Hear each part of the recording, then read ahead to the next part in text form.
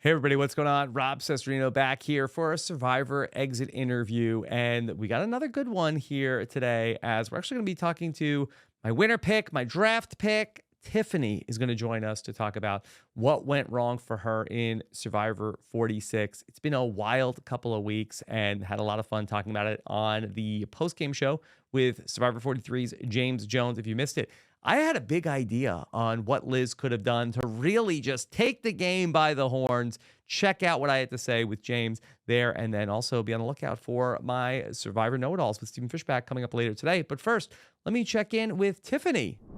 Hey, Tiffany, what's going on? Rob Cesternino. Very disappointed to see you go out of the game last night. I was really feeling like you had a real shot at this thing.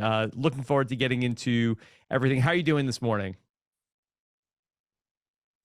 I'm doing great. You know what? Like, it was tough going out with an idol in my pocket, but I think after that episode and after watching the way I played this season, I could walk away with my head held high. I gave him hell out there. Definitely. Yeah, you definitely did.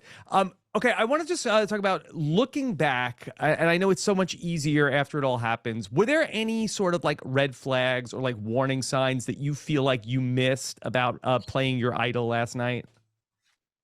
Uh, yeah, I do think that there were warning signs, right? And of course, hindsight is 2020. But I think that I should have paid more attention to the conversations that Maria was having with Q. Yeah. I was so focused on kind of just like me staying in my lane and him staying in his lane. I could have zoned in on that a little bit more because while I knew, well, first of all, I actually didn't even know that like Maria was like this, like pressed to get me out until like I watched back a couple of the episodes.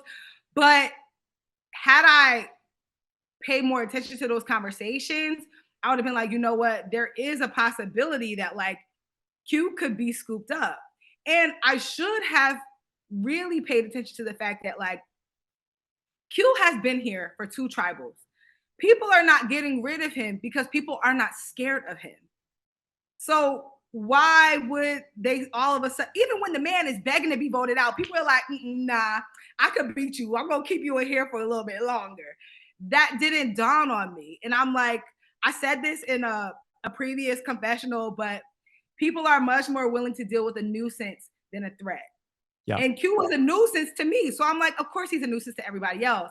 I just didn't put two and two together that I was the threat, Yeah.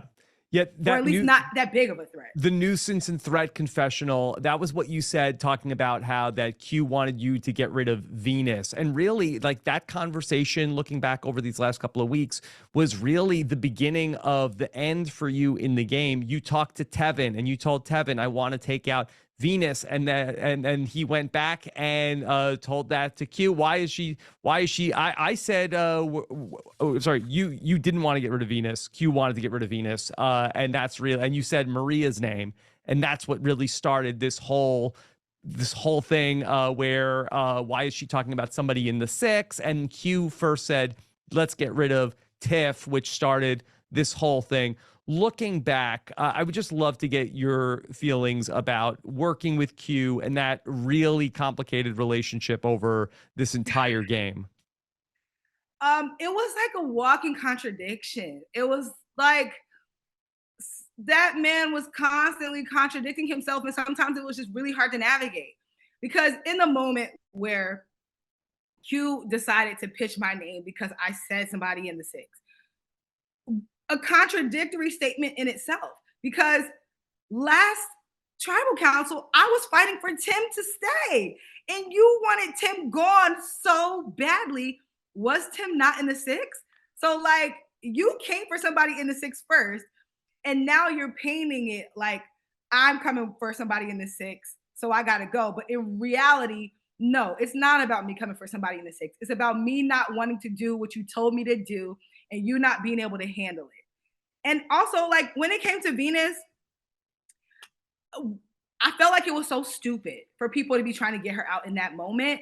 I'm like, Venus, and Venus also was like one of the people that like I talked to first at the merge. And I think for her, she kind of just had like a rough time out there, not because she was a bad player, but because she was very opinionated and she wasn't somebody to bite her tongue, which in a game like Survivor, sometimes you gotta bite your tongue. And that didn't really work in her favor. And again, dealing with somebody like Q who feels like he needs to be right and correct and the leader all the time, him and Venus are automatically gonna clash. But like I didn't really have any issues with it. It just was tumultuous dealing with somebody like that. Because at the core of my being, I am not like somebody who's gonna stroke somebody's ego, especially if I feel like you're doing things that are dumb and don't make sense. But that's what he wanted, and he never got it out of me. So that's why you got like the clash of the titans out there between me and him. Was there a path to end up reconciling with Q and moving forward with him after he took you to you and Kenzie to the Applebee's reward? I don't know. I don't know. I think if I felt genuinely that Q wanted to work with me, then there might have been a path. But the problem was I did not feel that Q really wanted to work with me. And I only say this because Q didn't take that time to really try to repair those relationships until he felt like he had no other options. And Yeah. even after I found out about him telling people about my idol, I would have been more willing to work with him had he been truthful with me. When we got back and we had that big blow up argument that like CBS decided to give y'all the little miniature version of, he still was lying to me. He still told me that Hunter's the one that went back and told Maria. And like he basically blamed it all on Hunter.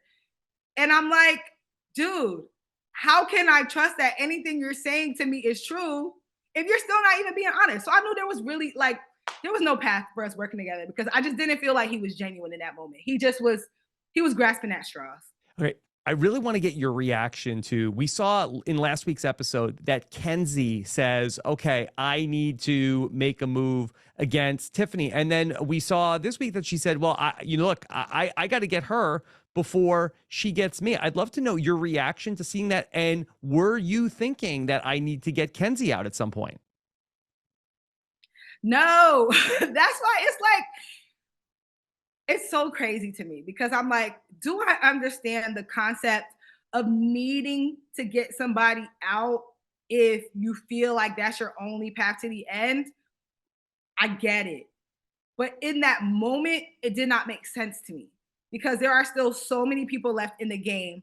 And to turn on your number one, who you know unequivocally has your back, just for the sake of putting a move on your resume, I feel like that's the antithesis of what it means to be a good Survivor player. You're just doing things to check off a box at this point, not because you feel like it's gonna get you further. Well, maybe she genuinely did feel like it would get her further in the game. I can't say that, but it didn't feel like the smartest move in that moment. And she did try to backtrack it a little bit, but I felt like at that point the train had already left the station and it was too late. But I will say, watching that back, I was a little upset. I was like, this kind of sucks because I thought that we were working together, not to mention all the things that are happening out here behind your back, IEQ making these alliances and not including you. Girl, I told you about that. Like, you knew about the six because I told you about it. Like, it was just crazy. It just felt like a little bit of a slap in the face, but also like, it's Survivor. So like, can you really trust anybody? No. Assuming that everything would have it's went only one winner. Yeah. So like, I can't blame people for backstabbing because that's the name of the game. But it's like, I feel like maybe like do it a little bit later on when it actually feels like an iconic move and not just something you're doing to check off a box. Yeah. Okay, Tiffany, let's just say Q goes home last night and okay, now you're in the final 7. What was your plan to get to the final 3? Who was going to be there with you? So there are a couple of different combinations that I would have liked to see next to me at final 3. Either me, Ben, and Kenzie, me, Venus, and Ben, or me, Ben, and Liz, or any combination of Venus, Ben, and Liz at the final 3 because I felt like I had a really good shot of pleading my case against any. But of those no people. Kenzie. No, I would have sat next to Kenzie and Ben. That was the first one I said. Okay. I would have sat next to Kenzie in the final tribal council because again, that wasn't somebody who I felt at the time was like somebody I couldn't plead my case against. I felt like I would have been able to go blow for blow with Kenzie at Yeah. my final tribal council. I wasn't shook, but I knew Maria and Charlie definitely had to go. Yeah. Not immediately, but at some point, neither one of those people was somebody who I wanted to sit next to at final tribal council, especially Charlie. Tiffany, talking with Hunter last week, he really ended up giving you a lot of credit that he said that you were the one person he did not read correctly, that he was positive that you were going to vote for Q. Was any part of your back and forth with Q at tribal council to throw Hunter off, or was that just real emotion and that you were able to separate when you went to the voting booth? That was 100% not planned. I just had an emotional moment out there, but I'm also a person that does really good with compartmentalization. I knew what my plan was going into that tribal council. So whether or not I had that emotional outburst, whether or not me and Q went back and forth at tribal council, I was still writing Hunter's name down. Like me and Q could have got up and like had a screaming match. I was able to separate strategy from emotions in that moment because again, Hunter was somebody that I didn't feel like I could beat. Q was somebody that I knew I could beat. I think that Hunter kind of just picked up on like that moment and maybe thought that I was somebody who would go off of emotions, but the two were never like coexisting for me. Can you tell me about when you were there and then Liz doesn't get picked to go on the reward? Was what we saw on TV last night an accurate depiction, or was it even more intense in real life? I feel like it was way more intense in real life. Like watching it back on TV, I was able to like, laugh and giggle and find the humor in the situation. Out there, I was like a deer in the headlights. I was like, I don't know what's going on here. I really don't know how to react to this. It felt super awkward, but also like really raw at the same time. And one thing that people didn't get to see was that Kenzie and Maria both tried to give up their spots at Oh, Applebee's reward so that Liz could go. And Q was like, no, she's not going. I didn't pick her. I picked who I picked. So that made it even more awkward. Like, yeah, we were able to find the levity of the situation after, but baby, it was intense. wow. Wow. I can't believe it. Um, okay. And then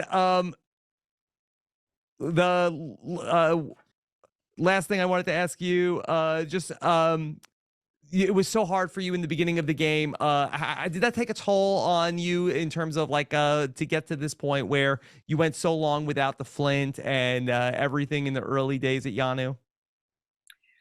I don't think so. I think it actually had the opposite effect on me, right? Because we did physically, it probably took a toll for sure. But mentally, I feel like it kind of hardened me a little bit. I'm like, man, I've had way worse days than this. Like, I'm not getting rained on.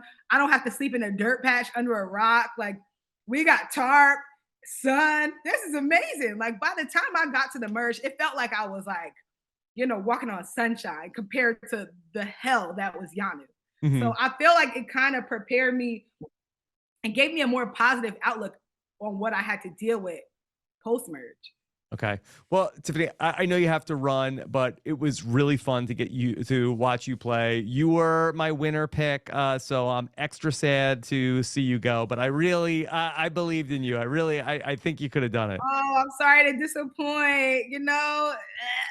Things ain't work out for me like that either. But I do. I'm glad you enjoyed the game. I'm happy I was your winner pick, even though I didn't win. Okay. All right, Tiffany. All the best, and hope we can talk to you again soon. Okay.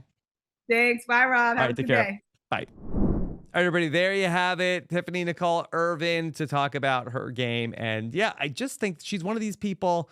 I don't know if she's going to get the second chance, but if she does, watch out. I just think that she's somebody who could win a season of Survivor. It won't be this one, but thought she played a really strong game. So love to hear what you have to say in the comments. I read everything that you have to say. We've got so much great feedback on our Survivor channel here. So thank you so much for that.